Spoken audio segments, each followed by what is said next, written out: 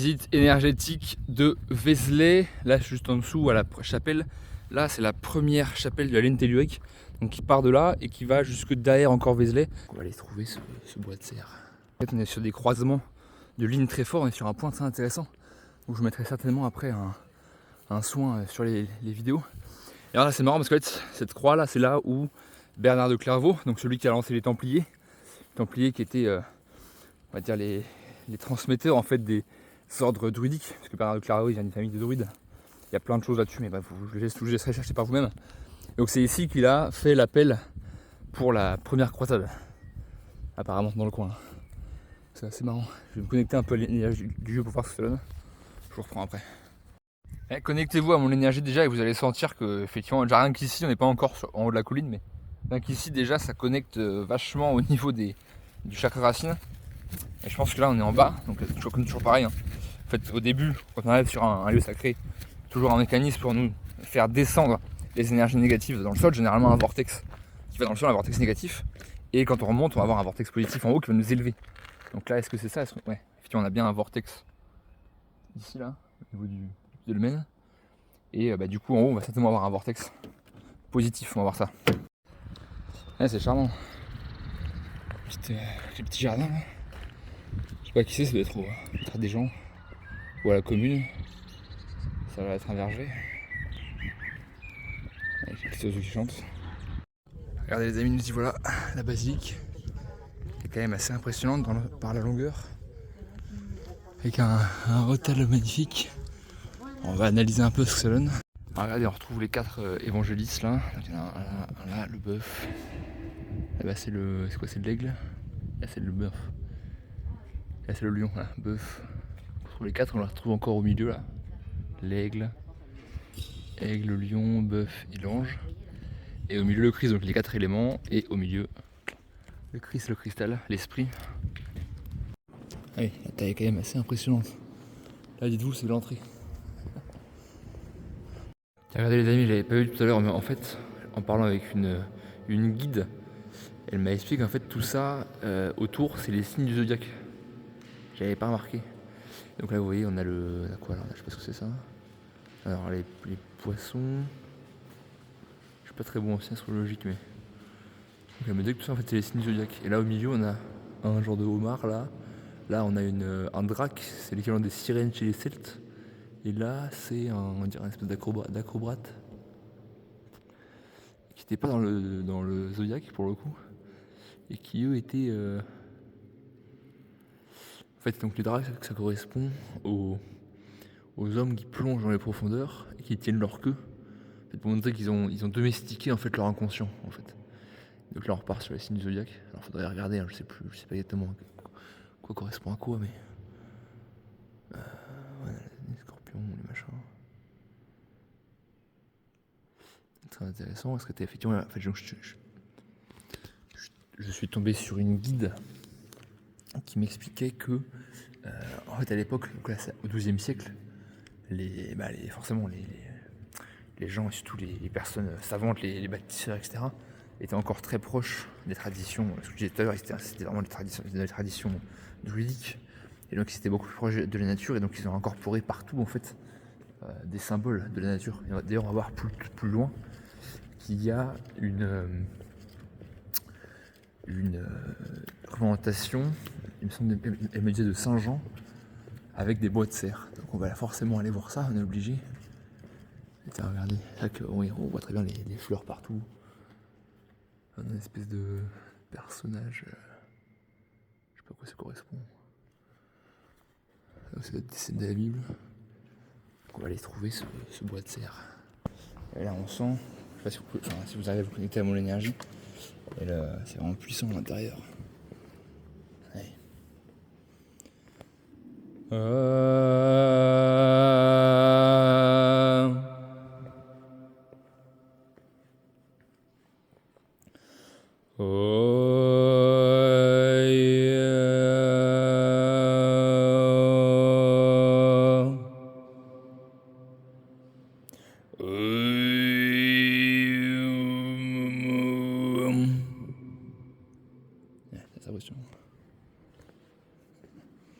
Alors Si on regarde d'un point de vue géobiologique un peu tout ça, qu'est-ce que ça donne?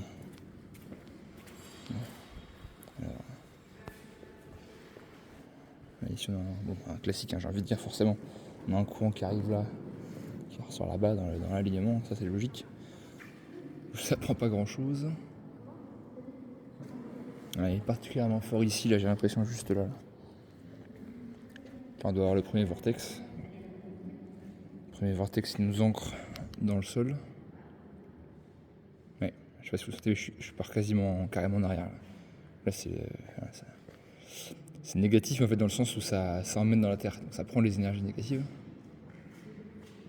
Donc respirez avec moi et vous sentez toutes les énergies qui partent dans la terre. Toutes les énergies négatives qui sont emportées, emmenées dans la terre.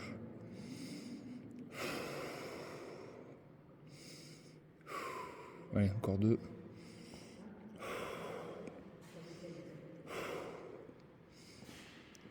Voilà, parfait.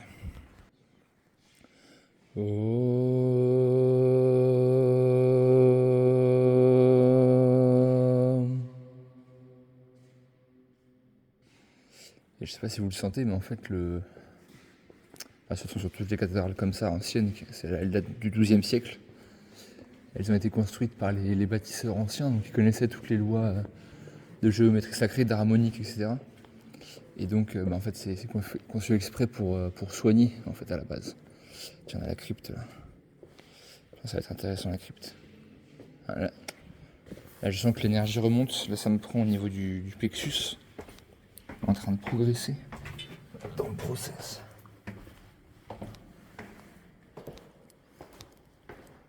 Alors, la crypte.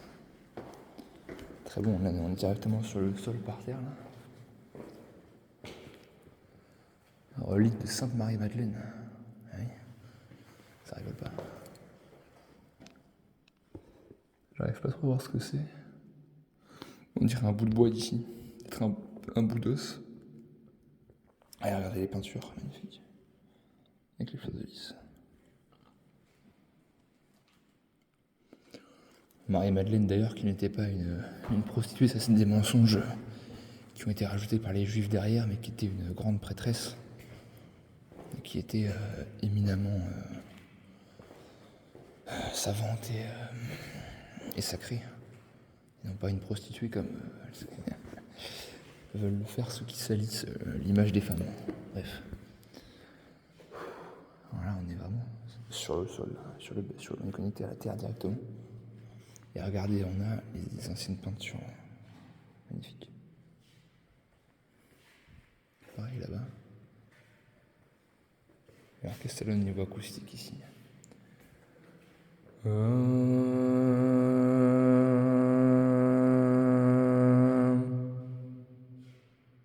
Alors c'est marrant parce que comme on est plus bas, ça va résonner directement, on est sur des fréquences qui sont plus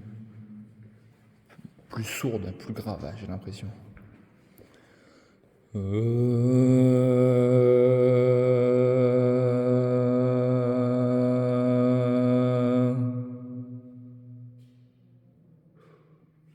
on n'est pas du tout sur les mêmes fréquences, on est vraiment sur un truc très grave. Ça vient réverbérer vraiment plus. Je sens que ça prend plus dans la hauteur en fait. C'est drôle. Non mais je vais méditer un peu, voir cela au niveau énergétique ici, je vous dis après. Je regarde rapidement. On a à peu près sous la nef. L'hôtel il doit être là-bas. Je sens qu'il y a un gros croisement énergétique à cet endroit-là. Avec un vortex là-bas aussi. Ouais. Gros vortex juste là, au niveau de la relique. Et là, pour le coup, vortex qui élève. Quand les vortex négatifs ils descendent vers la droite. Enfin, ils tournent vers la droite, ça, les vortex positifs ils tournent vers la gauche, comme ça. Et là, ouais, ça y est vers la gauche. Donc là, on va prendre 2 minutes pour s'élever. Voilà, maintenant qu'on a pu laisser tout le côté négatif derrière nous, on va pouvoir s'élever. Donc, laissez-vous porter par le vortex. Respirez bien et sentez votre énergie qui monte dans votre corps.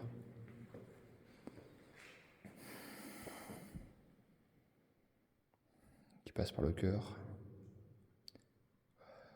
Bien réveiller tous vos chakras. Respirez bien. Et laissez-vous traverser par l'énergie.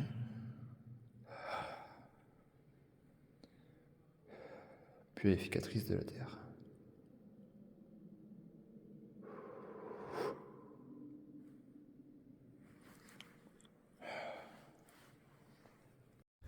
Donc le vortex de la crypte est juste là en dessous, là, à peu près ici. Par là. Donc sous la au milieu de la nef comme d'hab. Et alors apparemment, là sur un coin, je vais regarder où. Il y a le courant le plus fort qui passe quelque part par là. Par contre les vitraux ils ont pas dû. Enfin, ils sont pas trop fait celui-là, ils ont dû être cassés certainement. Il n'y a pas grand chose. Là c'est assez fort comme énergie, juste là.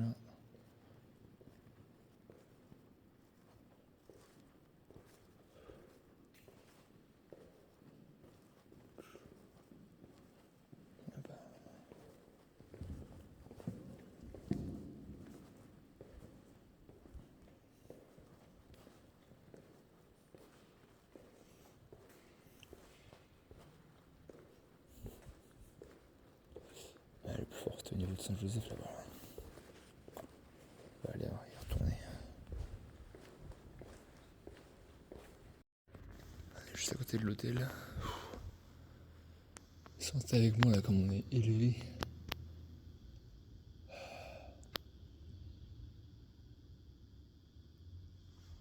Et là revenez vous mettre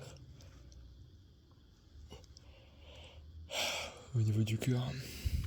Alors c'est marrant ces petits personnages là-haut.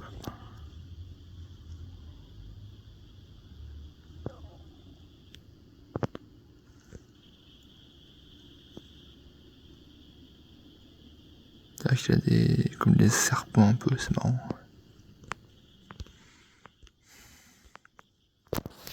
Et bref, en tout cas, sentez l'élévation du chakra couronne qui monte.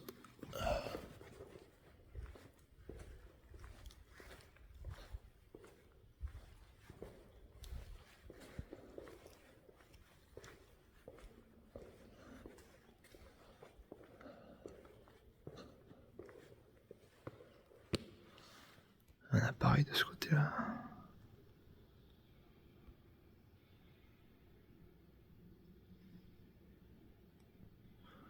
Là, pour le coup, on dirait vraiment une fleur. Là, on est sur le côté de la cathédrale. En fait, c'est là où les moines viennent. Et il y a un courant théorique très intéressant aussi, très très fort. On sent vraiment tout le poids, en fait, toute la présence des gens qui sont succédés ici depuis des millénaires. C'est assez impressionnant. C'est un lieu très intéressant au niveau énergétique. Très bonne connexion à la terre et au ciel. Bon, un peu comme toutes les basiliques anciennes en général. De toute façon, c'est toujours des endroits très intéressants pour aller se ressourcer. Et le parcours, c'est un peu toujours le même, d'avoir passé du temps dans le vortex au début, pour se décharger, avancer, remonter dans le ciel, et après revenir derrière la nef, se remettre dans le cœur au milieu. Et c'est un peu toujours le même processus en fait. Et c'est toujours les processus d'initiation. C'est toujours pareil, c'est toujours l'œuvre noire, l'œuvre blanc et l'œuvre rouge. Chez les alchimistes, c'est mental, physique, mental, divin, c'est la même chose, c'est toujours pareil. Donc, très intéressant et je vous conseille fortement d'aller. Idéalement, si vous pouvez le faire dans des dolmens, etc., c'est mieux parce que vous n'aurez pas les pollutions catégoriques négatives, mais bon, c'est toujours ça de prix. Effectivement, regardez, on le voit ici, là, un petit peu sur le côté. Là. Il faut avoir le lien, elle ne m'aurait pas dit pour trouver ça. Et donc, ouais, du coup, l'homme cerf qui sort des bois. Mais donc, en fait, là, le cerf, vous connaissez, c'est un symbole de connexion entre les dieux et les hommes, entre la civilisation et les dieux et les natures, comme Carminus. Carminus qui était... c'est-à-dire pour ça que le diable a des cornes, c'est pour diaboliser en fait tous les faunes, Carminus, etc. Et voilà, on a le... Donc ouais, effectivement, c'est bien la preuve que... Et c'est marrant parce que j'avais jamais vu ça. Dans l'iconographie chrétienne, j'avais jamais vu de représentation dans une église de personnages avec des bois de cerf. Et donc effectivement, c'est bien la preuve que c'est resté et que ça s'est été transmis Voilà, il y a plein de petits pieds de nez un peu partout pour transmettre les messages dans les vaisseaux de pierre, comme dit Oleg.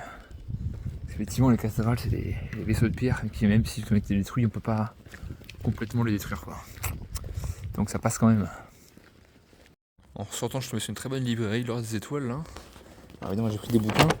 Il y avait un bouquin que j'attendais depuis longtemps de Lipnik là, sur les dragons. J'ai pris 2 bouquins sur Carninos. C'est le moment, là. Je sens qu'en ce moment,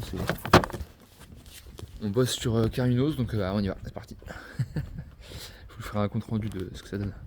Et d'ailleurs, effectivement, il y avait un bouquin sur Vézelay et Bernard de Clairvaux. Mais bon, j'ai pas tout lu. Alors, il confirmait effectivement les origines druidiques de Bernard de Clairvaux, en disant que ça avait été un homme formidable avec des caractéristiques incroyables, etc., mais qu'il les avait utilisés pour la politique, quoi, en gros. Donc, au final, c'était pas si ouf que ça. Mais effectivement, du coup, la basilique en elle-même était construite vraiment avec tous les trucs énergétiques. Il parlait pas trop de l'énergie, il parlait surtout des significations symboliques. Mais bon, effectivement, de toute façon, les anciens le savaient. D'ailleurs, si tu as envie d'apprendre à maîtriser les énergies, à pouvoir ressentir comme moi je le fais, là, les différents vortex, savoir où aller pour pouvoir te protéger énergétiquement, potentiellement peut-être aussi pouvoir devenir guérisseur toi-même, tu as le lien en bio sur mon compte pour une formation sur comment te protéger et comment gérer ton énergie. Et sinon, tu peux m'envoyer énergie par message. C'était Serment. Salut.